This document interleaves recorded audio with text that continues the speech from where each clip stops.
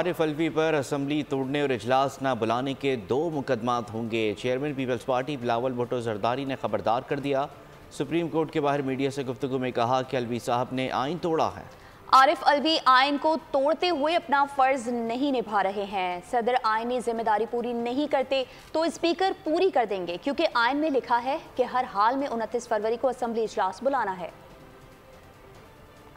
ये है कि ना सिर्फ वो अदम एतमाद के वक्त आइन तोड़ने वाला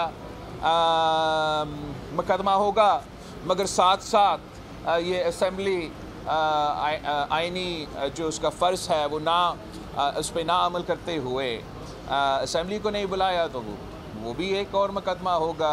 काफ़ी ऐसे कुछ केसेस है मेरे ख़्याल में जो अब लीगल मसाइल बनेंगे अलवी साहब के। शुरू तो वहाँ से होंगे जहाँ उस रात अलवी साहब ने आइन तोड़ा और हमारे अदम एतमाद के बावजूद असम्बली को डिज़ोल्व किया। हर हाल में आपने ये 29 फरवरी तक असम्बली को समन करना है और आरिफ अलवी साहब आइन को तोड़ते हुए ये अपना फ़र्ज़ नहीं निभा रहा है, तो उम्मीद है कि स्पीकर राजा परवेज़ अशरफ साहब वही आइनी जिम्मेदारी पूरा कर देगा।